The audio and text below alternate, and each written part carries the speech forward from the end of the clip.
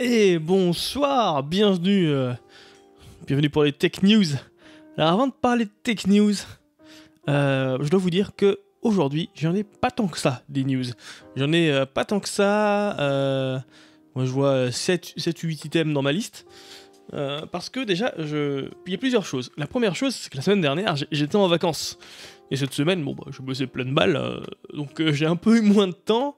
C'est pas grave. Mieux vaut faire moins et pas trop mal le faire que l'inverse, quoi. Et aussi, dans les vacances, j'ai fait une trouvaille. Parce qu'on était dans une baraque qui avait un lecteur vinyle, enfin une platine vinyle. Ce que t'as aussi rigolo. Alors, objectivement, j'ai fait des recherches bien sûr sur le truc parce que ça m'a fait marrer. Mais alors, objectivement, mais je le savais déjà, le vinyle a une moins bonne qualité de son que le CD, en fait. Sur un CD, le silence, c'est un vrai silence. Sur un vinyle, il n'y a pas de vrai silence. Mais c'est pas grave, c'est pas pour ça que tu vas écouter du vinyle, c'est pas pour une qualité de son qui est soi-disant meilleure, non pas du tout, c'est moins bon. Mais ça reste suffisamment bon pour être agréable. Et c'est rigolo, c'est l'objet qui est rigolo, quoi, en vrai. C'est parce que tu tiens quelque chose de physiquement dans tes mains qui est vachement grand, quoi. Et dans l'eau, mais en fait, assez tôt dans le séjour, on est tombé sur une brocante où il y avait un type qui se débarrassait de plein de vinyles. Pas spécialement bien stocké ni quoi que ce soit, mais pas cher non plus. Genre, 6 vinyles à 10 euros. J'ai dit, allez, je prends des trucs. J'ai cherché, j'ai fini par trouver ça, qui est en fait son seul truc un peu rock de toute sa collection. Vous voyez ce qu'il y a dessus, il y a des choses très sympas, Rolling Stone, Led Zeppelin, Woodstock de Crosby, Stills, Nash Young, que je trouve vraiment très très cool. Après t'as des trucs beaucoup plus pop, genre And You and I de Yes, Sonny and Cher, I Got You Babe, bon les trucs, voilà. Mais il est plutôt sympa ce vinyle, voilà. Après je me suis dit, bon, je vais prendre 2-3 valeurs sûres parmi ce qu'il a, des trucs... ok, c'est pas rock, mais je sais vers quoi je m'oriente, je sais que ça... Je suis pas un expert, mais je connais suffisamment de noms pour savoir que ça va être au moins sympa. Du Django Reinhardt, je suis pas un expert en jazz manouche, mais Django Reinhardt, avec sa guitare... bref. C'est super sympa à écouter, du Django Reinhardt. J'ai pris aussi du Chopin. Je me suis dit, bon, Chopin, si tu fais un peu de musique, tu as forcément entendu parler de Chopin, et... les trucs que j'ai beaucoup entendus, c'est ouais, alors Gainsbourg, il a essentiellement copié sur Chopin. Je suis pas forcément un fan de Gainsbourg, mais Chopin, moi j'ai entendu dire que c'était assez génial. Du coup, c'est cool, c'est très chouette à écouter aussi. Ensuite, je vais plutôt les poser à ma gauche. Parce qu'en fait, là, je suis en train de me casser la gueule, c'est pas très bien. Ensuite, qu'est-ce que j'ai pris? J'ai pris, alors, un truc de disco, que je vous montre comme ça, pas plus, parce que ceci est une paire de fesses. Voilà, donc un espèce de double vinyle best-of disco, qui est assez rigolo, assez sympa, quoi. Mais bon, et l'autre côté, c'est une paire de seins nus. Donc clairement, non, je la montre pas là. C'est sans quoi se faire bannir. J'ai pris aussi un truc Polystar 5. Alors de tout, il y a de tout là-dessus. Il y a du Vanessa Paradis, Joe le Taxi. Voilà, t'as des trucs improbables, genre cache-cache party par pigeon. Enfin, dans le genre kitschouille, c'est ce place-là. Caroline Lubb, à quoi tu penses?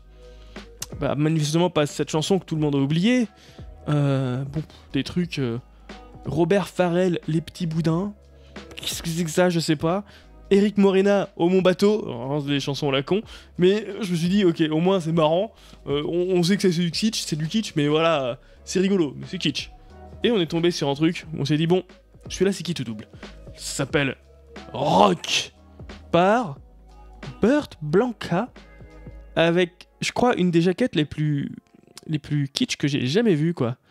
Et en fait, c'est plein de reprises de vieux standards, de rockabilly, de vieux rock et tout ça. Et c'est absolument horrible à écouter, en vrai. T'as l'impression que c'est un mauvais sosie d'Elvis Presley sous Prozac qui te chante tous les trucs. Et du coup, c'est très très compliqué. Qu'est-ce que j'avais écouté où je me suis dit, bon, si celle-là... Enfin, j'ai écouté la face A en entier, je me suis dit, ouh, c'est douloureux. Et je me souviens que j'avais écouté un bout de l'autre face de l'autre disque, et je me suis dit, c'est douloureux aussi, parce qu'il y a 2 disques là-dedans. Et oui, je me suis dit, alors sur la façade du 1, il y a I Got a Woman de Ray Charles, qui est une chanson qui bouge un peu, quoi, qui est chouette. Je me suis dit, ok, si celle-là, il l'a pas réussi, c'est que vraiment, c'est pas fou. Et c'était douloureux à écouter, mais vraiment. Donc les vinyles, allez-y, c'est rigolo. Voilà. Bon, ça c'était le petit aparté, rien à voir avec les tech news. Alors dans les tech news aujourd'hui, j'ai une personne à vous présenter, comme d'hab, qui est en lien avec le streaming. Voilà. Et avec les vieilles technologies aussi, en vrai. Genre, s'intéresse. Enfin, il s'est décrit comme CRT junkie, ce qui veut dire qu'il est drogué aux écrans CRT, les écrans à tube cathodique. Hop. Ouais, c'est mieux les cheveux là, ils faisaient n'importe quoi à l'arrière, oh là là, n'importe quoi. Les tech news ensuite, je parle d'une philosophie de boulot que j'ai lu en endroit et je me suis dit tiens mais c'est marrant mais c'est comme ça que je fonctionne en vrai. C'est très rigolo. Je vais parler d'une arnaque de nettoyage de code, le truc. Je voulais vous parler d'un sujet que je vais déplacer de suite dans les tech news prochaines parce que j'avais marqué faut que je me renseigne dessus et j'ai pas fait. On parlera aussi de Fastly. Vous allez comprendre pourquoi. Et alors d'appareils de mesure de saturation en oxygène et de biais racial et les conséquences que ça peut avoir. Puis ensuite, je vous parlerai des événements à faible probabilité. Parce que faible probabilité, ça veut pas dire que ça n'arrive jamais, ça veut dire que ça arrive pas souvent. Mais parfois ça arrive. Et on parlera enfin du dossier sur le retour en présentiel. Parce que bon, Apple a annoncé que les employés devaient retourner en présentiel. C'est pas la seule boîte à faire ça. Et il y a des façons intelligentes ou pas de faire ce genre de choses.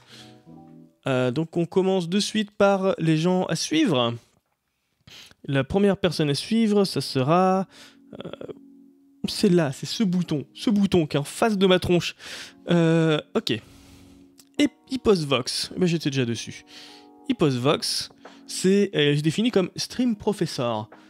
En bref, si vous voulez en savoir plus sur, si vous voulez devenir un gros geek de l'édition vidéo et de OBS, le logiciel que j'utilise pour streamer, bah vous pouvez le suivre. C'est tout en anglais, parce que soit il est canadien, soit il est américain, je ne sais plus. Mais c'est super intéressant. Tu apprends beaucoup de choses sur l'édition vidéo, sur le fait que ma lumière s'est cassée la gueule encore une fois. J'arrivais à la caser un jour celle-là. Ah voilà, je me disais, tiens mon éclairage, mon visage est tout gris, bah oui. Un jour j'aurai un vrai système de lumière. Bref, si vous voulez en savoir plus sur le fonctionnement des logiciels de streaming, sur les codecs vidéo, sur tout un tas de choses de ce genre-là, sur les news liées au matériel informatique, notamment appliqué au streaming en fait, globalement, c'est chez lui qu'il faut aller voir, chez HyposVox. Très très intéressant et c'est quelqu'un d'abordable dans le sens où ça fait partie de ces gens qui prennent pas leur communauté de haut et donc c'est vachement bien ça.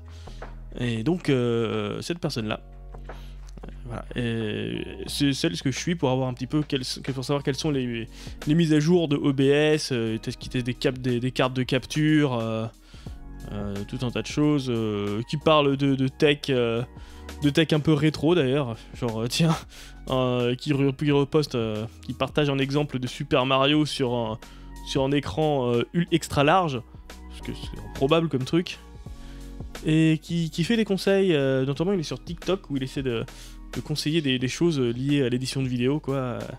Et c'est super intéressant au niveau des news de jeux vidéo. Bref, je vous le recommande, HyposVox. Bon, c'est rapide, hein. J'avais dit que les tech news... j'ai moins de tech news aujourd'hui, donc ça va être plus rapide. Et voilà. Et on va de suite passer sur l'autre sujet. Un article qui s'appelle « Always be quitting », qui veut dire sois toujours en train de démissionner. Du coup... En vrai, je vous le dis rapidos en français là. Donc une bonne philosophie pour vivre au travail, c'est sois toujours en train de quitter. Alors ça veut pas dire que tu dois réellement quitter ton job et toujours démissionner, mais par contre tu dois acter comme si c'était le cas. Parce que de manière contre-intuitive, ça te fera devenir un meilleur ingénieur et ça te donnera plus d'opportunités. Bon, c'est ce qu'il dit. Et du coup, il explique tout ça ici en anglais. Mais ce que ça veut dire, en fait, moi je l'exprimais déjà avant d'une autre manière en disant je suis feignant. Quand je travaille, je suis feignant. Du coup, je documente les choses sur lesquelles je bosse parce que j'ai pas envie de m'embêter à retenir des choses dans ma tête. Je documente. Parce que si j'essaie de retenir dans ma tête, le projet, je le finis, j'y touche plus pendant 6 mois, je reviens dessus, j'ai tout oublié, ça va m'énerver. Et ça va m'énerver contre moi-même, en plus. Alors que si je documente les choses, ça a un double effet qui se coule. Je reviens dessus dans 6 mois, ah, je lis ma documentation, c'est bon, je peux être rapidement opérationnel.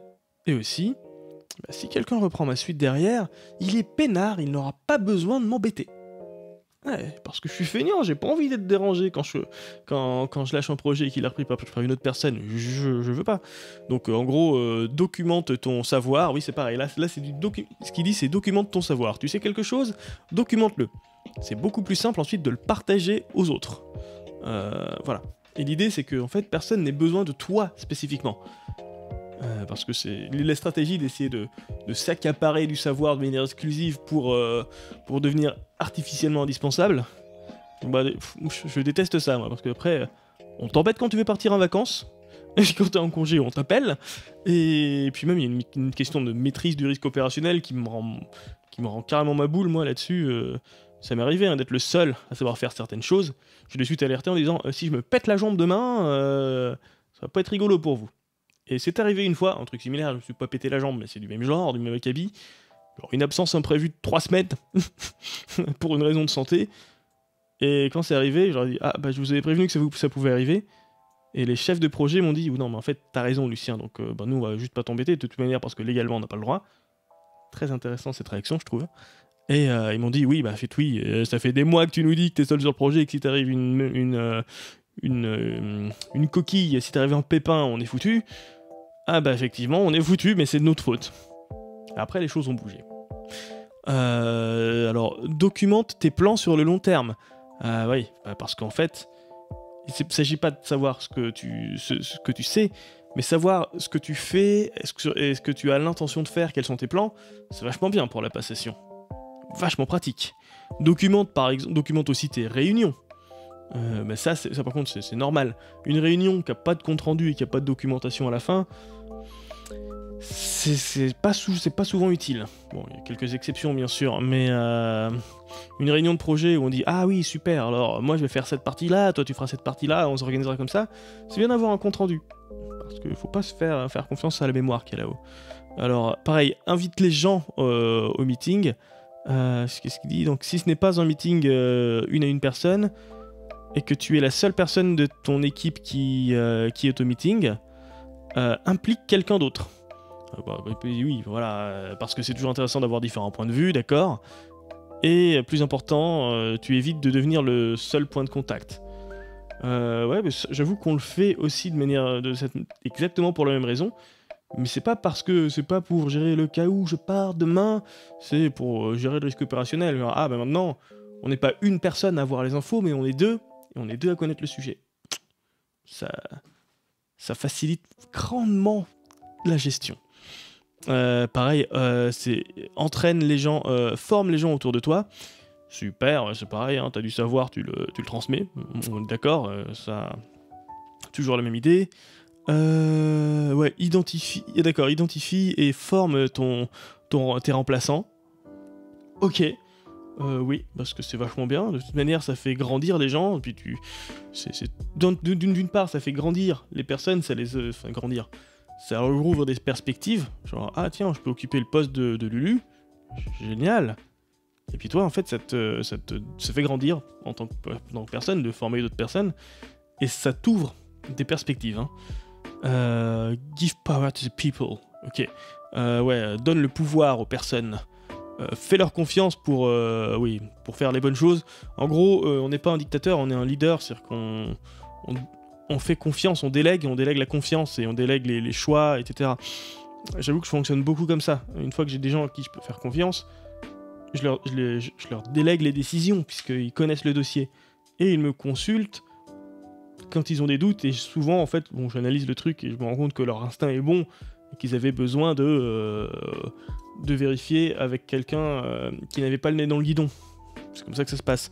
Oui, Ne transforme pas en point de contact. Oui, non, tu fonctionnes avec des listes de diffusion, ça marche très bien. Délègue et sois toujours en train d'apprendre. Oui, bon, ok, c'est très très bien. Mais en gros, c'est surtout, fonctionne comme si tu allais partir demain.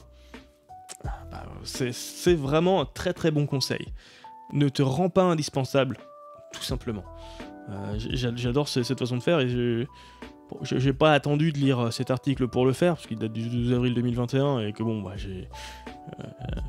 ça fait depuis le départ. Dès que je suis arrivé, dès que j'ai appris, dès que j'ai eu une expertise sur un sujet, je me suis dit, ça je le sais, d'autres personnes ne le savent pas, je le documente. Et après, quand on me posait des questions et que j'avais pas le temps d'y répondre, c'était pas grave, parce que je disais, j'ai documenté ça ici, vas-y, dis-moi si c'est suffisamment clair pour toi, et si ça l'est pas, je t'aiderai et j'augmenterai et j'améliorerai cette documentation. Voilà. Mais c'est juste... Moi j'appelle ça être une grosse feignasse. Parce que c'est la stratégie du moindre effort. Et j'aime beaucoup ça. Ça c'est très rigolo. Le titre c'est le premier HTML éditeur, le premier éditeur d'HTML sur Google est en fait une arnaque d'optimisation de moteur de recherche. En gros, l'histoire, c'est qu'il y a plein de sites, genre htmlcleaner.com, htmlonline.com/editor, etc., etc., dans lequel tu balances un code HTML, et ça te le mouline, ça te l'optimise, en gros, pour qu'il soit mis aux normes aussi, tout dans cette chose. Comme ça, avec ça, tu t'assures d'avoir un code HTML qui est aux dernières normes, et qui est correct, quoi, au niveau de la W3C, niveau de... En bref, tu t'assures qu'il sera interprété vraiment de la bonne manière par tous les navigateurs. En théorie. Parce qu'en fait, vous savez ce qu'on dit, hein, si c'est gratuit, c'est toi le produit. Et ouais. Alors il y a beaucoup de ces sites-là, il y en a pas mal qui, en fait, sont des arnaques qui finissent par t'injecter dans ton code HTML des liens vers d'autres sites, vers des sites spécifiques, hein, qui servent à booster de manière artificielle le rang de ces sites sur Google, quoi. Donc dans les victimes de ça, bon, il y a Boing, je connais pas trop ce site, l'association allemande de football, quand même, et Kaspersky, oui, Kaspersky qui est un antivirus, une société aussi de sécurité internet, voilà. Bon, une petite mise à jour du 11 juin qui dit que Google a commencé à enlever ses outils parce que Google n'a pas trop aimé apprendre. Enfin, Google, quand il a appris qu'il se passait ce genre de choses-là, il s'est dit « Oulala, ça craint ». En fait, la personne s'est juste trouvée à enquêter sur des trucs parce qu'elle a un outil qui sert à faire des trucs de score, des trucs pour compter des scores en ligne. Voilà, elle dit « Voilà, mon outil, je sais qu'il y a un gros public et du coup... Deuxième, mais pourquoi est-ce que c'est impossible de battre le premier ? Eh bien, la personne a fini de faire des recherches via Ahrefs.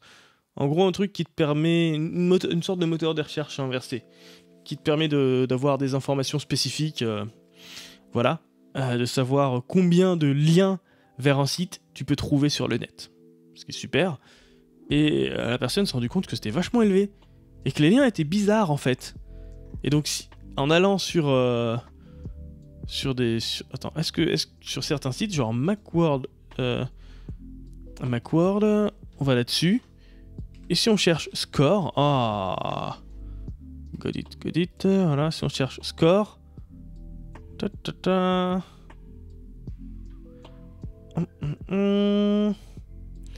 qu'est-ce que c'est que ça?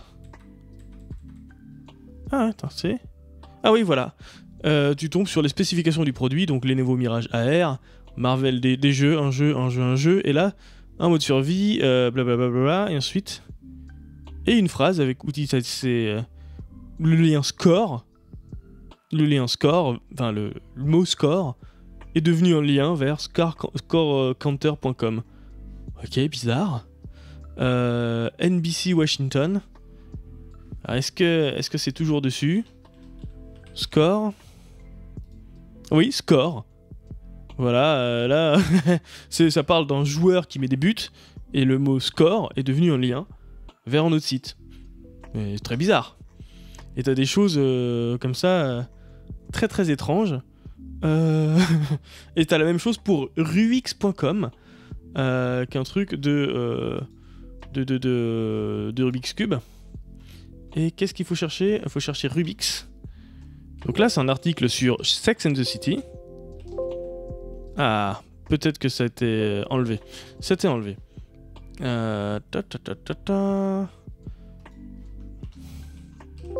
Ok, c'était enlevé aussi.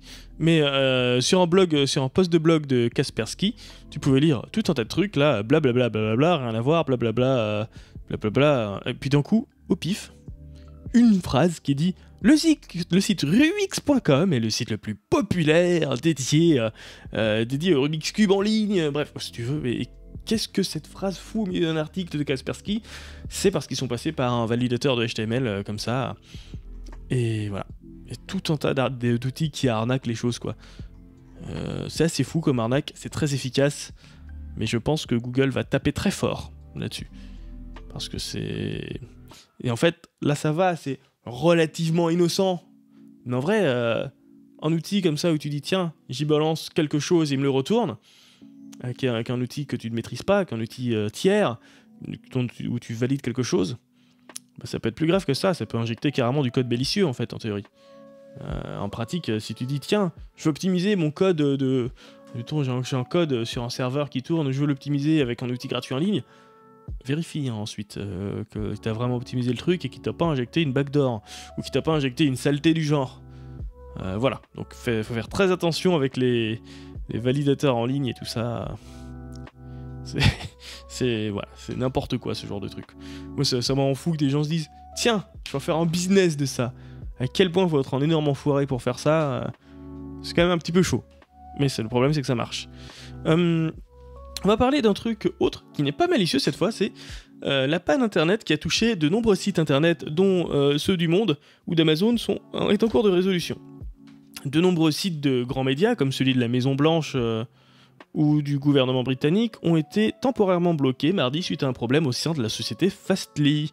Alors, tout simplement, Fastly, c'est un site internet qui est un CDN, Content Delivery Network, qui est tout un réseau qui est dédié à la livraison de contenu. C'est fait pour que, finalement, peu importe où tu te trouves sur la planète, tu aies la réponse la plus rapide possible de ton site internet. Par exemple, tu es sur lemonde.com, l'idée c'est que ça fonctionne bien si je suis en France, mais que ça fonctionne bien si je suis en Malaisie, que ça fonctionne bien également si je suis aux États-Unis. Voilà. Parce que si on met tout sur un serveur à Paris, les Parisiens ça va aller, les Tourangeaux ça va aller, toute la France ça va aller, mais si tu essaies d'y accéder depuis les États-Unis, d'un coup t'as un plus gros temps de chargement à cause de la latence. Et en fait avec ça on combat la latence. Le problème c'est que Fastly, un fournisseur, un CDN, a planté. Et en vrai, il a bien planté pendant un petit moment et ça a cassé beaucoup de sites, quoi, c'est assez rigolo. Mais attention, en vrai, un CDN, c'est hyper robuste. Typiquement, c'est pas un serveur, c'est tout un ensemble de serveurs et tout un tas de mécanismes qui font que si t'as une machine qui tombe, c'est pas grave en fait. T'as une machine qui tombe, ça va pas te ruiner. Et des choses qui sont résilientes comme ça, c'est pas forcément très nouveau. Je pense à Netflix, qui est un modèle qui est un petit peu connu, enfin Netflix de mémoire, hein. Peut-être que je dis des bêtises, mais pour moi, tel que j'avais compris ce qu'on m'avait raconté, Netflix a un petit truc, un petit script qui tue des serveurs de manière aléatoire, mais en production. L'idée, c'est de forcer les serveurs à ne pas être allumés trop longtemps, et de les forcer à redémarrer, déjà d'une part, et puis de vérifier que de manière constante, le système s'auto-répare. C'est-à-dire que le système voit j'ai ma capacité qui a diminué parce que j'ai un serveur qui a planté à cet endroit-là, bah c'est pas grave, je démarre une autre machine, je loue une autre machine ailleurs, sur laquelle je démarre une nouvelle instance de mon applicatif, et c'est bon, et ça marche. Et normalement, ça doit être transparent, ça, du point de vue du consommateur du service. Et bon, bah, ce genre de choses, c'est quand même assez robuste. En CDN, ça fonctionne un peu comme ça, c'est hyper balèze. Mais parce que dans la vie, tout ne fonctionne pas toujours comme on veut, Fastly a planté, quoi. Faudrait que j'arrive à trouver pourquoi ça a planté, mais je pense que Fastly un jour fera une analyse, ce qu'on appelle une post-mortem. Je pense qu'ils publieront le pourquoi du comment ça s'est passé. Je sais que Cloudflare, quand ils avaient planté, ils ont un petit peu analysé le pourquoi du comment et ils ont expliqué, et c'était super intéressant. Parce que t'en apprends vachement sur le fonctionnement interne de ce truc-là. Après, souvent, c'est des articles assez techniques et assez ardus, donc C'est un petit peu Doliprane, mais voilà. Donc, mais en vrai, la plupart du temps, ça fonctionne. Hein. Là, ça a été pété quoi 4 heures sur... alors que ça fonctionnait sans interruption pendant 5 ans, c'est un peu ça l'idée, quoi. C'est quand même hyper robuste. Voilà, donc le petit truc sur Fastly. Oui, ça, j'ai halluciné quand j'ai vu ça. Un article sur les mesures, sur les appareils de mesure de saturation en oxygène. Ils appellent ça des oxymètres. Et donc l'article dit: avant, les oxymètres étaient designés pour l'équité. Que s'est-il passé ? Parce qu'en fait, la pandémie a attiré l'attention sur le biais racial qui est inhérent à la construction de des oxyméteurs, des appareils de mesure à pulsation. Voilà. Et les appels pour créer une machine plus équitable loupe une chose, c'est qu'en fait cet appareil a déjà existé, une version plus équitable. En bref, ce qui se passe, c'est que cet oxymètre, c'est pas fou, parce que ça se base sur la transparence de la peau pour essayer de mesurer ton taux de saturation en oxygène. Jusque-là très bien, mais en fait il n'y a pas vraiment de façon de le calibrer, et c'est calibré essentiellement testé sur des personnes blanches, et sur les personnes noires ça marche moins bien. Déjà rien que ça c'est chiant. Et il y a eu des vraies conséquences, typiquement des personnes où le truc disait c'est bon, t'as une saturation en oxygène à 98%, tu peux rentrer chez toi, alors que la personne venait avec des troubles respiratoires et que sa saturation en oxygène était quand même plus proche des 80% qu'autre chose. Mais les médecins, hop, prenez le truc, hop, tu mesures, ok, ça dit que tu vas bien, rentre chez toi. Non, la personne n'allait pas bien. Ouais, ça craint. Juste ça craint. Et en vrai, il y avait des machines old school qui avait un principe de fonctionnement un petit peu assez similaire, mais fait par HP d'ailleurs, qui était beaucoup mieux. HP, quand ils ont développé ça, ils ont développé ça dans les années 70, et ils se sont dit, on est sur de la biologie, on est sur de l'humain, il y a une grande variété, on n'a pas tous la même couleur de peau, pas tous les mêmes caractéristiques physiologiques, donc en fait, on va déjà tester notre machine sur... plus de 200 personnes de couleur, alors que c'est vachement, pour l'époque c'était assez fou, même pour les standards d'aujourd'hui c'est assez fou, et en plus de tester sur des personnes blanches, donc rien que ça, dans les années 70 pourtant, hein. Donc tu te dis ok d'accord, ils sont au-delà des standards actuels, et ils se sont aussi dit, la machine, faut qu'on puisse la calibrer.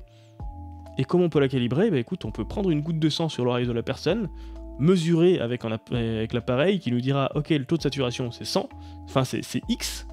Maintenant on mesure avec la luminosité du doigt comment ça réagit le doigt. Ah d'accord, là on a calibré, on sait que X ça correspond à telle valeur, c'est bon, j'ai calibré ma machine, ça y est, je peux surveiller. Voilà, il n'y a pas besoin de plus. Et on est parti ensuite, quand HP a migré vers le marché des ordinateurs et a abandonné ce marché là, on a eu les petits oxymètres de merde comme ça, qui sont en fait des machines ultra nazes, genre vraiment beaucoup moins performantes quoi, et qui sont devenues une nouvelle norme. On a grandement perdu en qualité de mesure de ces trucs là quoi. C'est vraiment pérave.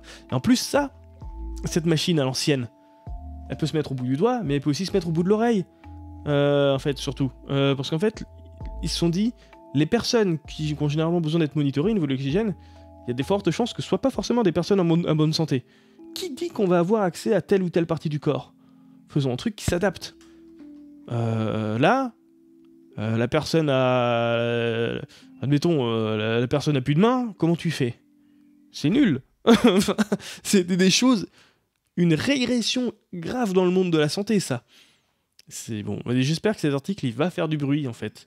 Et qu'on va revenir vers des appareils de santé plus intéressants. Mieux conçus, quoi. Parce que là, c'est vraiment naze. Et ça m'a un petit peu révolté quand j'ai lu ça. Qu'est-ce que c'est que ce message ? Ah oui, un message d'une certaine Adrienne Porter sur Twitter qui dit le truc rigolo à propos des événements à faible probabilité, c'est qu'ils surviennent. Et bien en fait, voilà, regardez ça. regardez ça. On est sur une voiture, hein, certainement une Tesla, hein, ça ressemble à de la Tesla ce truc-là, qui ne parvient manifestement pas à comprendre ce qui se passe devant. Ce qui se passe devant, c'est juste qu'il y a un camion qui est plein de qui est plein de feux tricolores éteints. Et le système de la voiture, il devient fou en fait, il comprend pas et il sait pas comment interpréter ça. En fait ça c'est important en fait. Nous en tant qu'être humain, on voit le camion avec des lumières dessus. C'est un camion, on s'en fout. Mais l'IA, c'est un truc qui est entraîné sur un modèle. Et si le modèle si le modèle est généralement assez représentatif de la plupart des situations. Et dans la plupart des situations, ça marche bien. Mais dans quelques situations bizarres comme celle-ci, ça va totalement déconner. Mais le truc, c'est que ça a beau être peu probable, c'est pas impossible. Et le système ne sait pas s'adapter à quelque chose sur lequel il n'a pas été entraîné. Nous, en tant qu'être humain, on n'a jamais été entraîné à conduire derrière un camion qui avait des feux tricolores derrière. Mais c'est pas grave en fait, parce qu'on arrive à s'adapter. Donc, bon, ça c'est important à retenir si jamais vous faites de l'IA. Hein. N'oubliez pas que les événements improbables ne sont pas impossibles. Ça risque de vous jouer des tours sinon. Voilà. Ah oui, un petit comique pour présenter le petit dossier que j'ai fait sur le retour en présentiel suite à une grosse période de télétravail.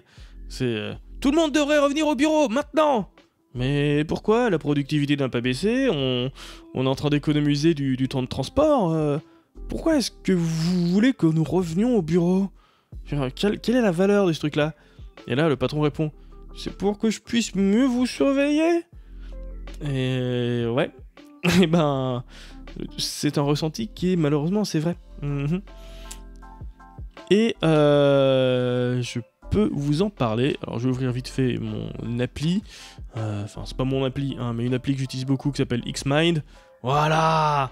Alors, je vais tout replier toutes les branches. J'ai fait un petit dossier. Ah ben dis donc, un petit dossier sur le retour en présentiel. Je parle un petit peu du point de vue de l'entreprise, de ce qu'elle veut faire, les scénarios de retour en présentiel, les effets possibles. J'évoque quelques bonus liés au changement. Voilà. Et quelques pistes pour aller plus loin, qui peuvent être évoquées. C'est pas anodin, il y a quand même beaucoup de boîtes qui avaient pas forcément la culture du télétravail avant le Covid et qui veulent revenir au tout présentiel. Et moi je mets un petit peu un truc dessus. Alors l'entreprise le Covid. Alors avant le Covid, on était à 99,9% en présentiel. C'était la règle, le présentiel. Ok. Mais pendant le Covid, c'est devenu 90% de télétravail parce qu'on est une boîte d'informatique et qu'on peut faire du télétravail, donc on fait du télétravail. D'accord, très très bien. Et après, il y a un vrai souhait de revenir en présentiel de la part de qui? De la part de l'entreprise, plutôt spécifiquement de la part de la direction. Pas forcément de tous les employés. Donc, mais on va aussi partir du principe qu'il y a un accord de télétravail partiel du type chacun est autorisé à faire 2 jours de télétravail par semaine si les managers sont d'accord. Bon, là, du coup, c'est pas du 100% présentiel, mais voilà, admettons que ça c'est le souhait de l'entreprise, de faire en sorte que les personnes reviennent dans les bureaux, reviennent, voilà. Du coup, la culture de l'entreprise en question, voilà, c'est une entreprise lambda qui va dire: nous on a la culture du présentiel, on ne souhaite pas devenir une entreprise qui fait surtout du télétravail. Admettons que c'est ça. Écoute, ce que je dis moi c'est, alors avant de critiquer ce choix, réfléchissons. Ce choix au moins le mérite d'être clairement explicité dès le départ. Peut-être qu'il évoluera par la suite, peut-être pas, ça chaque entreprise a son histoire. Mais je préfère un choix explicite, vraiment quelque chose d'écrit, on sait à quoi s'attendre, on sait à quoi s'en tenir, plutôt qu'un flou artistique du type: ah oui, non mais t'en fais pas, on fait du télétravail, ça va le faire, puis qui devient ensuite: ouais non mais en fait, si mais non, toi reviens, et qui devient finalement, de manière non officielle, on ne fait pas de télétravail, et de prendre finalement les gens pour des cons, quoi, j'appelle ça. Et voilà. Et ça, c'est un truc où je me méfie un petit peu parce que y a pas mal de boîtes parisiennes qui recrutent maintenant en dehors de Paris en se disant: on a réussi à faire du télétravail pendant la pandémie, autant qu'on recrute en province, ça nous coûtera moins cher à nous. Et on arrivera quand même à proposer des salaires plus élevés que les autres boîtes de province et on va avoir des employés comme ça. Super, génial. Oui, alors ça peut marcher que si le travail est vraiment inscrit dans la durée. Parce que si d'un coup la culture de l'entreprise redevient ouais, on est bien content de plus avoir besoin de faire du télétravail de manière... à cause du Covid, on fait revenir les gens sur les bureaux. Et là, il y en a un qui dit mais écoute, moi je suis pas à Paris, moi je suis à Nantes. L'autre qui dit moi je suis pas à Paris, moi je suis à Pau. Je suis pas à Paris, moi je suis à Maubeuge, j'en sais rien, tout un tas de trucs. Et la boîte va dire ah mais non, mais en fait non, venez à Paris. Et ben, ça va pas marcher, hein. Ça va vraiment pas bien se passer du tout. Voilà, les scénarios de retour. Je vois 2 scénarios de retour. Là, admettons, la boîte veut vraiment retourner en télétravail. Scénario de retour, c'est que ça peut faire un retour brut. Genre, l'entreprise impose à tous de revenir en présentiel 3 jours par semaine. Sur un plateau, par exemple, l'entreprise a des bureaux physiques et est une entreprise de prestations en informatique qui travaille pour des clients, mais on n'est pas chez le client, mais on est dans les bureaux de notre boîte. Bon bah ok, tout le monde est en 3 jours par semaine de présentiel et 2 jours de télétravail, pas de déviation possible. Et chez le client, quand la personne est chez le client décide, point barre. Voilà, le client décide, et même spécifiquement, si le client décide que tu peux faire X jours de télétravail par semaine, en fait non. Admettons que le client aime bien que tu bosses en 5 jours de télétravail par semaine, et bien en fait non, tu feras quand même que 2 jours de télétravail chez toi, et les 3 autres jours tu les feras dans les locaux de l'entreprise, mais pas ceux du client. Parce que y a pas d'exception quoi. Bon, voilà, ça c'est le scénario brut. Je vous laisse deviner ce que j'en pense, mais je l'expliquerai plus tard. Et tu vas voir le scénario du retour doux. Avec le court terme, l'entreprise n'impose rien, mais invite ceux qui le souhaitent à vraiment revenir. Et si on a des collabs ou des employés, bref, dans mon milieu on dit beaucoup collaborateurs, mais en gros c'est des employés, calmons-nous. Donc si les employés sont récalcitrants, on peut essayer des choses pour leur donner envie. Typiquement, allez, commence à venir s'il te plaît 1 jour par semaine sur le plateau, et les 4 jours chez toi, pour voir, y aller en douceur, et on se fait un point dans 4 semaines, et on voit où ça en est, et on voit comment on évolue, qu'est-ce que tu en penses. Voilà, ce genre de choses. Je vais expliquer ensuite les enjeux, les intérêts de ces trucs-là. Et sur le long terme, admettons qu'il y a une personne à qui on a vraiment... un employé à qui on a vraiment fait un essai, mais ça marche pas. Genre vraiment, c'est sa volonté, lui, c'est de faire du 100% télétravail et l'entreprise ne l'accepte pas. Admettons. Et ben en fait, voilà, c'est ça le sujet flottant. Génial, j'ai fait un double clic. Alors le collaborateur dit je veux 100% de télétravail. L'entreprise dit à terme c'est pas possible. En fait, la réaction de l'entreprise dans ce cas-là, faut que ça va être, dans le scénario doux à long terme, on se donne X mois pour essayer des choses, et si au bout ça ne marche pas, eh bien on se sépare. Donc les essais, ça peut être voir si... ça peut être aussi dire tout simplement, d'accord, tu vas faire du quasi 100% télétravail, tu viens 1 à 2 fois par mois nous voir, et on voit, parce qu'on s'adapte à toi, et on voit comment ça nous convient, nous, si ça marche. Peut-être que ça marchera avec la culture de l'entreprise, avec les autres employés, mais peut-être pas. Mais on va le tenter. Ou alors, revenir progressivement à l'accord de télétravail de l'entreprise, voir si ça convient à la personne.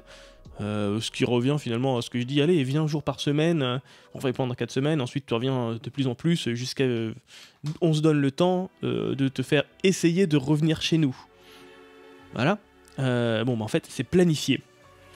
C'est planifié, du coup... j'ai déjà marqué des trucs bien, voilà. Le collaborateur, j'ai jamais marqué des effets secondaires, alors que c'est pas du tout là qu'il fallait les mettre. Donc je vais quand même les lire. Je marque que c'est planifié, du coup le collaborateur a le temps de rebondir, a le temps de préparer, a le temps d'anticiper, et l'entreprise aussi a le temps de trouver un remplacement. L'idée c'est de se donner le temps de planifier, d'anticiper les choses. Et si jamais il y a un départ, c'est un départ en douceur, c'est pas un départ du type moi j'ai dit à ma boîte que je voulais du 100% télétravail, ils m'ont dit non, reviens, du coup je me suis cassé, ça m'a énervé quoi. C'est moi je voulais du 100% télétravail, c'est toujours ce que je veux, et on a essayé dans l'entreprise, mais en fait vraiment non, ça marche pas, mais on a vraiment essayé, ceci dit. Ils m'ont donné l'occasion de faire des choses, et on a planifié les choses. Et bon même si aujourd'hui je me retrouve à quitter l'entreprise parce que ça ne marche pas, c'est sans rancœur, parce que c'était chouette. Très important ça, la façon dont on laisse partir ses employés. Parce que un employé qui nous quitte parce qu'il est énervé, c'est beaucoup moins sympa qu'un employé qui quitte en bon terme. En termes de réputation, c'est pas la même chose, quoi. Et puis on n'est jamais à l'abri d'une bonne surprise. La bonne surprise, ça peut être que finalement l'employé va se conformer aux règles de l'entreprise et il va revenir, il va dire ah oui effectivement, je pensais que je voulais vraiment plus travailler dans les bureaux et au final ça me va bien. Ou l'inverse, l'entreprise qui dit effectivement on était de base pas très chaud pour que tu fasses du 100% télétravail, sauf qu'en vrai bah, ça marche, du coup ok. Voilà, ça c'est... faut se laisser le temps de... faut se laisser des opportunités que ça marche. Les effets possibles. On va analyser d'abord le retour brut sur les collaborateurs. Alors, à court terme, que peut-il se passer au niveau des collègues quand on est sur le scénario du retour brut? À court terme, on peut avoir la personne qui dit bah tout va bien. Ok, ça marche. Mais on a aussi c'est les personnes qui vont dire je viens parce qu'on m'y oblige. Ah, ça m'emmerde, mais je viens. Et t'as aussi la réaction du mais je veux pas venir. Que se passe-t-il sur je veux pas venir? Il y a quoi comme scénario possible? Bah, scénario 1, je démissionne. Voilà, on me dit que je vais travailler dans telles conditions, on me dit que c'est pas possible, je vais voir ailleurs. Dans le monde de l'informatique, c'est très possible, hein. C'est un secteur où il y a plus d'offres d'emploi que de main-d'œuvre actuellement. Donc attention, il y a un coup à jouer là-dessus.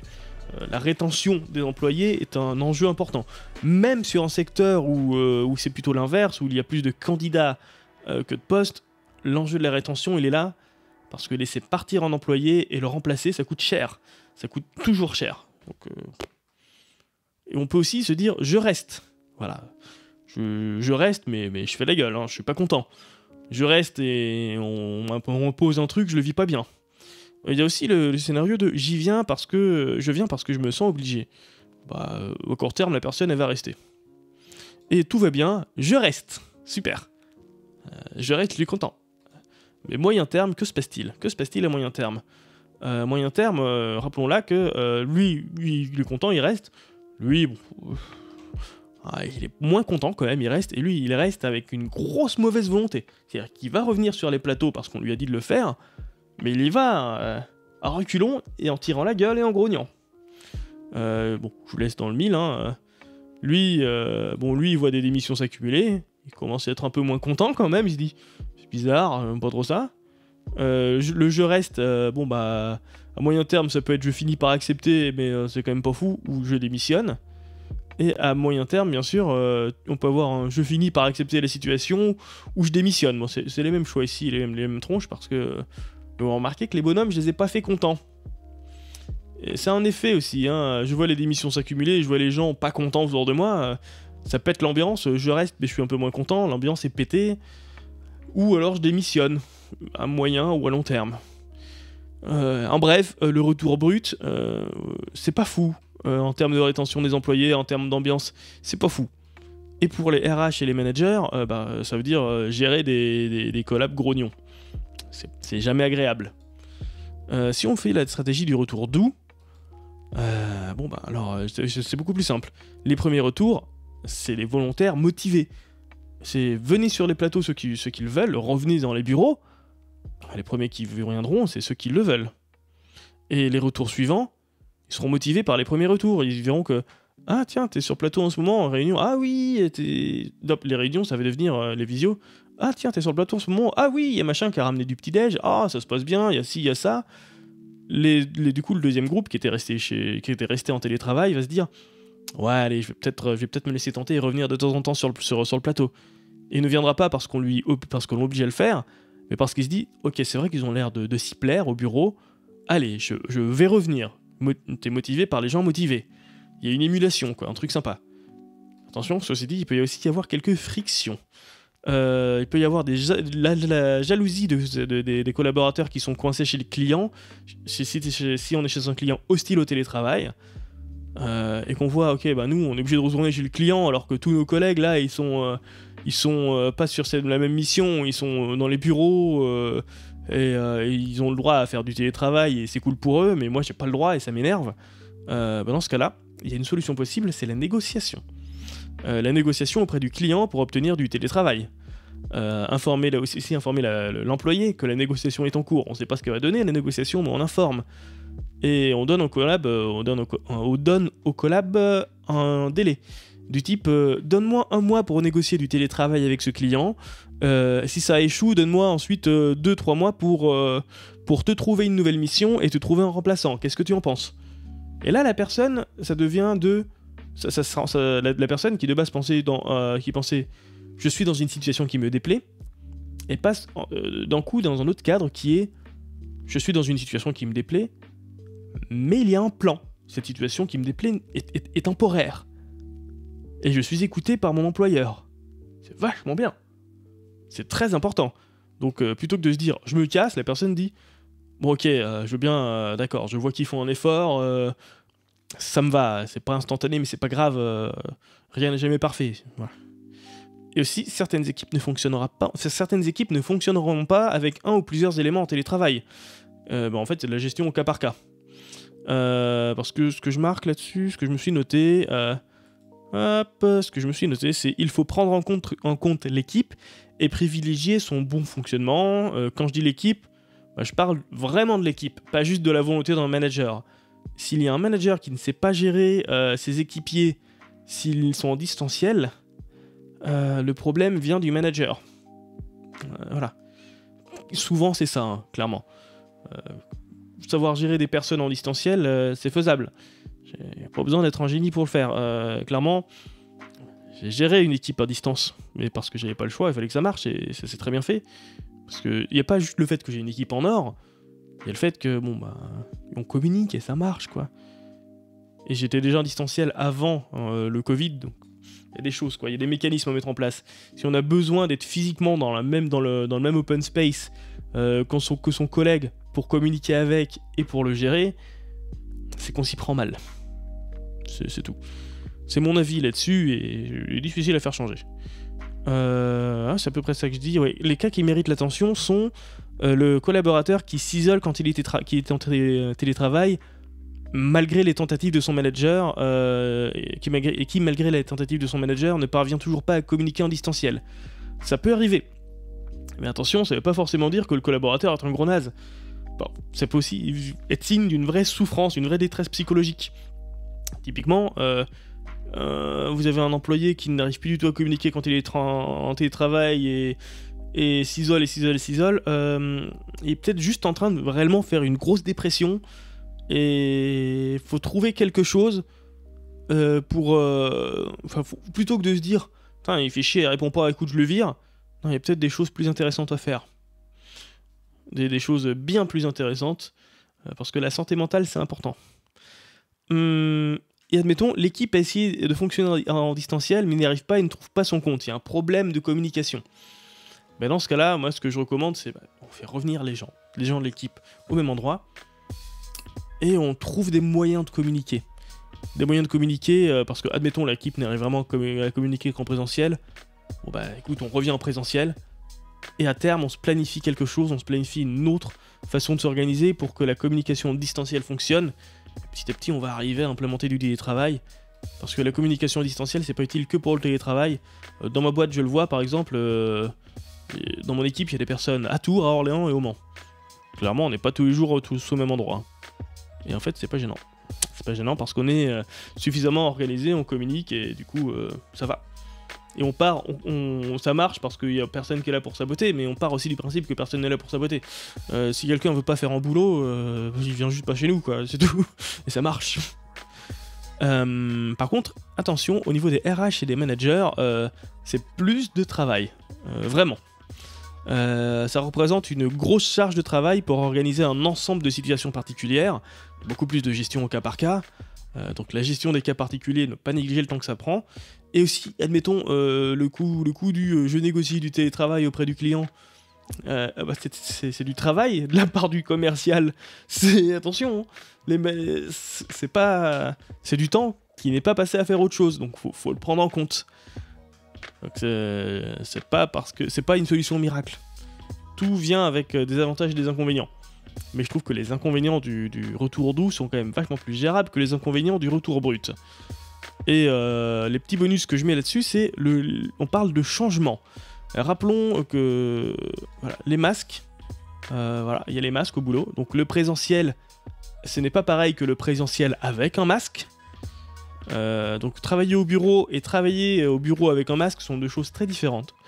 Quand je suis dans l'open space et que je dois porter le masque toute la journée, j'ai très vite mal au crâne. Et là, en été, là, avec la chaleur, on n'est pas encore vraiment en canicule, mais il fait chaud quand même. C'est compliqué. Je suis clairement moins efficace. Et donc, bon, rien que ça, c'est à prendre en compte. Et on parle de retour en présentiel. Pour moi, c'est pas un retour, c'est une nouvelle situation. Parce qu'on passe la situation, la norme, ça fait quand même à peu près plus... Ouais, ça fait plus d'1 an que les personnes, en tout cas de mon secteur, sont habituées à être en télétravail. Donc leur nouvelle situation, leur situation actuelle, c'est le télétravail. On leur demande pas de repasser en présentiel, mais on leur demande plutôt de passer en présentiel. Sur un présentiel différent, mais admettons que ce soit le même bureau qu'avant, le même présentiel, tout ça, ça représente quand même un changement. Admettons, un truc tout bête. Tu roulais en Camaro. Tu roulais en Lamborghini avant, voilà. Avant, tu roulais en Lamborghini. Ça fait 1 an que tu roules en Fiat Punto. On te dit, tu vas retourner en Lamborghini. Et tu dis, ah c'est mieux, je retourne en Lamborghini. Et ben, en fait, tu auras quand même une période d'adaptation. Parce qu'il faudra que tu te réhabitues à ce nouveau changement. Ce sera pas la même chose. Et en vrai, bon, ça c'est une analogie un petit peu douteuse, on est d'accord, mais ça représente quand même un changement. Et la gestion du changement, il faut que ça se passe en douceur. Quand c'est un changement qui est imposé, même pour le mieux, ça crée des dégâts. Je vais raconter une histoire qu'on m'a racontée en école d'ingé. Hein. Il y avait toute une chaîne de production de trucs, avec un poste de travail, un endroit, où il y avait une employée qui se pétait le dos, tel que c'était fait le poste de travail, ça lui pétait le dos. Il y a un ingénieur, un consultant qui est arrivé, quand il lisait le truc, il s'est dit « Je vois où est le problème, c'est bon ». Il a tout réorganisé dans son coin, il s'est dit « Ok, c'est bon », il a tout mis en place. Et la nouvelle employée est arrivée dans les trucs, et effectivement, elle se pétait plus le dos. Mais en fait, au bout de quelques jours, elle est juste partie en arrêt pour dépression. Parce que ce qu'il s'est passé, c'est qu'un étranger total est venu lui chambouler tout son environnement auquel elle était habituée. Elle avait rien demandé de base.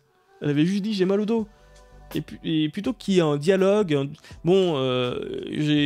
tu as mal au dos, je pense que c'est pour ça, qu'est-ce que tu en penses? Est-ce que tu as des idées? Qu'est-ce qu'on peut faire pour améliorer ta situation? Ah, t'as ci et ça comme idée, alors moi j'ai ça comme idée, qu'est-ce que t'en penses? Et on va implémenter quelque chose ensemble. Et ben en fait, c'était un changement imposé. Un changement imposé pour quelque chose d'objectivement mieux, et pourtant ça s'est très mal passé ensuite. Parce que voilà, donc rappelons-le, hein, faut que je le martèle, un changement imposé, c'est naze, et ça a quand même vachement de chances de péter, et un changement, si c'est accompagné, si les personnes qui sont concernées par le changement sont impliquées dedans, ça se passe mieux, quoi. Il y a aussi un truc assez évident là-dessus, c'est quand il s'agit il faut faire confiance aux exécutants, en fait. Admettons, j'ai un ensemble de testeurs à gérer, et il s'agit de prendre un outil de test pour que le travail soit plus industrialisé. Si moi, dans mon coin, je choisis un outil de test et je leur dis maintenant, écoute, on utilise ça, ils vont se dire, on n'a pas été consulté, c'est quoi ça? Alors que si je leur dis, l'équipe, je pense qu'on va devoir passer sur un outil de test pour telle et telle raison, si vous avez des idées, donnez-les-moi. Moi, je vais faire quelques recherches et je vais vous en parler, et on va essayer de trouver celui qui correspond le mieux aux besoins et qui est le plus simple possible à utiliser pour vous, parce qu'on est tous différents, mais on va trouver la solution. Et là, d'un coup, on travaille ensemble, on a un vrai dialogue, et là, d'un coup, ça se passe sans problème. Voilà, les mêmes personnes, le même but final, mais deux approches totalement différentes qui ont des résultats très très différents. Voilà, donc ça, c'était l'histoire du changement. Et le bureau d'avant n'est pas le bureau d'aujourd'hui. J'ai lu un article très intéressant de Axios, que je vais mettre dans mon truc des Tech News. Alors, ajouter, oui, super, je vais y arriver, mais du coup, je l'ai ajouté, je vais le mettre tout en bas. Oui, vas-y, tout en bas, parce que... Alors, et ça dit plus de... Je vais y arriver. La grande... Ok, d'accord, c'est marrant. C'est marrant parce que c'est pas le même titre de page et le titre aussi. La grande résignation, la grande démission, plus de 40% des travailleurs pensent à propos de... Enfin, pensent à quitter leur job. C'est énorme. Et que se passe-t-il? En fait, dans le lot, je vous le lis pas l'article, mais en fait, dans le lot, il se passe que le bureau que les employés ont quitté n'est pas exactement celui qu'ils retrouvent aujourd'hui. Les masques, pas autant de collègues, tout ça, ça peut perturber. Et donc, ils s'attendent à retrouver l'ambiance du bureau qu'ils ont quitté. Et puis au final, c'est pas la même chose. C'est pas aussi bien, et c'est pas pareil, et c'est bizarre. Et ça peut arriver, hein. Même si c'est pas forcément moins bien, mais c'est juste différent. Et du coup, ils se disent, ils sont un peu perturbés, ils perdent leurs repères. Donc ça, c'est compliqué. C'est juste, on a des choses qu'on a perdues et qu'on ne peut pas retrouver. Et si on n'arrive pas à les remplacer par quelque chose d'au moins aussi chouette, c'est casse-gueule. Voilà, donc dans aller plus loin, je parle quoi de retour mi-brut, mi-doux. Genre la com officielle, c'est faire... parce que ça peut être une idée, hein. On dit, on a la stratégie de retour, le retour brut et le retour doux. Voilà, le retour brut. Et on peut se dire, alors la com officielle, c'est le retour brut où on impose aux gens de venir, mais la réalité, c'est qu'en fait, on applique le retour doux. Pourquoi est-ce qu'on aurait cette idée? On aurait cette idée pour faire tomber les lumières, encore une fois. Non, on aurait cette idée, je vais y arriver, mince, oh, ça me grave.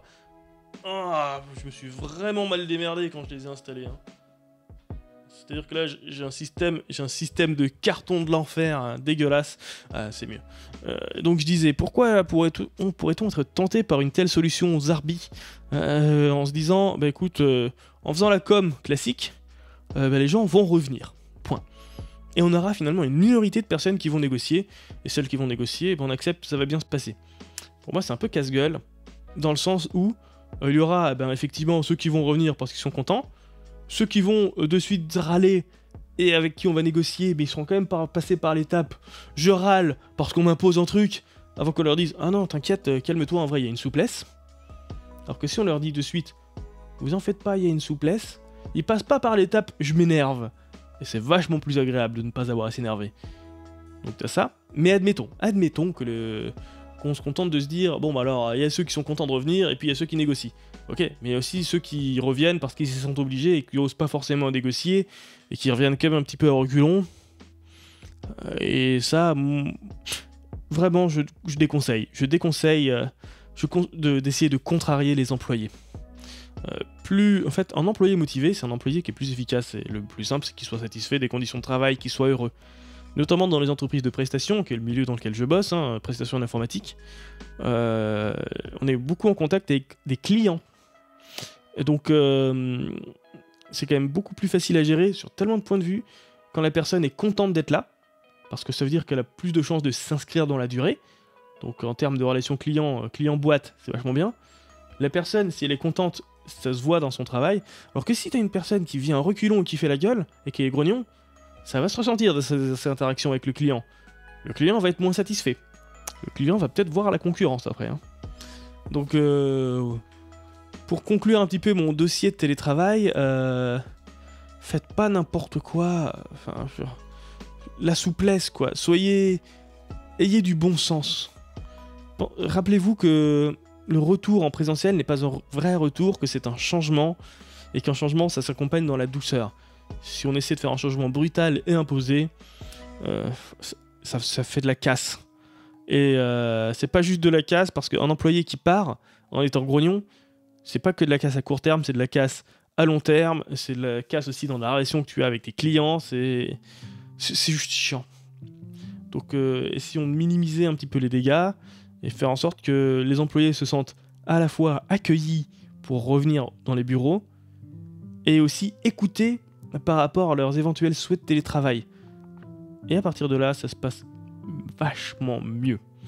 Vraiment, vraiment. Donc, je ne sais plus si j'avais un mot de la fin. Non, si, le mot de la fin que j'avais, c'est que, en fait, si je suis parti sur ce nouveau format, à savoir quelques tech news et un dossier plus complet à la fin, c'est suite à un commentaire sur Twitter d'Aurélie Vache que j'avais trouvé très intéressant, qui me dit on sent bien que tu creuses pas trop les sujets. C'est pas un reproche, hein, on sent bien que tu creuses pas trop les sujets, tu énonces plein de tech news. Et là je me suis dit, il y a un truc à faire. Peut-être que si je présente quelques news de manière succincte, et que je creuse plus un sujet sur lequel j'essaie d'apporter vraiment quelque chose, une réflexion quoi, peut-être que je m'éclaterai plus et peut-être qu'il y a un intérêt plus grand à finalement suivre un petit peu les tech news quoi. Voilà. Donc l'idée est là. Je vous remercie de plein de choses. Et oh, je finis à 22h30, la vache! J'ai vraiment fait des news plus courtes. Mais c'est pas grave, c'est très bien 22h30, c'est très bien parce qu'en vrai je suis claqué, ça ne se voit pas, mais il manque du sommeil dans cet homme que vous voyez en face. Voilà. Derrière la barbe se cachent des... Non, c'est plus haut les cernes. Dans la barbe se cachent des poils longs, le poil blanc. Bon, je vais pas faire de fin de phrase, ça sert à rien les fins de phrase. Je connais quelqu'un de très bien qui n'en fait jamais et qui s'en sort sans problème. Bref, je vous remercie, je vous souhaite une très bonne soirée et je pense que je cherche quelqu'un à raid là, ça va très certainement être Cassidou pour changer, mais c'est pas grave, on verra une autre fois. Le plus important c'est soyez heureux.